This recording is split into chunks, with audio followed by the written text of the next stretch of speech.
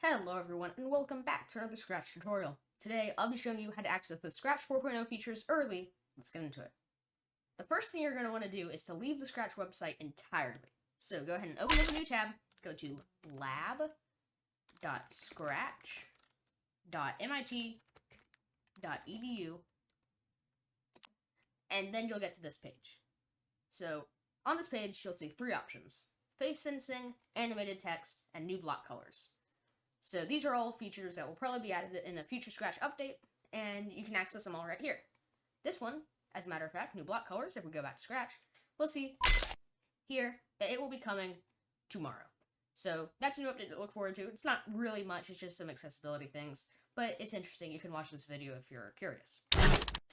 But anyway, Scratch Labs. You'll have these two other options. This one, wait around for tomorrow. You can test it out in Scratch itself. We have face sensing and animated text.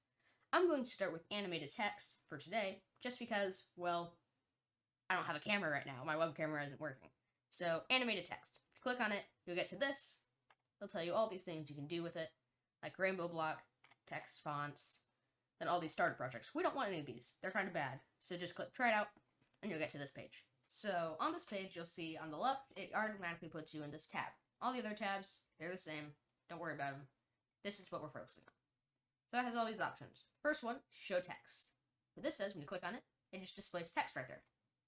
So it displays it dead center, everything's perfect. We don't have to do any of the annoying math like we did in my other video where we made one of these without this whole feature. Top right if you want to see that. So from here, you have this. You can also have this block, which is really cool. You can have it do multiple effects. So if you do rainbow, well, it does just that. It makes the text rainbow. This is something that you can't do, at least not easily, without having this feature, because it's quite complicated to make it so smooth. The next thing is type, which basically makes it look like a typewriter.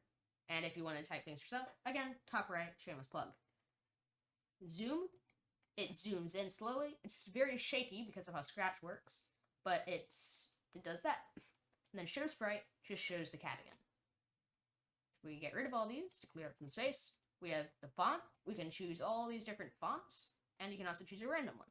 So if you do that, and then this, then you'll just see all the different fonts that there are to offer. They're the same ones, actually, that are in this, the sprite editor. You have all of these options. I just do not believe that it has those other languages yet. So next up, we have text color, which is exactly what it looks like. You can just change the color to whatever you want, nothing fancy there. Then there's this, where you can set width to something aligned with something. So if you set it to the left, then it goes on the left side, so the center of the left. Center, dead center, right to the right. And it looks really weird. That's like when you go to Google Docs and put it to a weird alignment, everyone fusses at you because it looks hideous.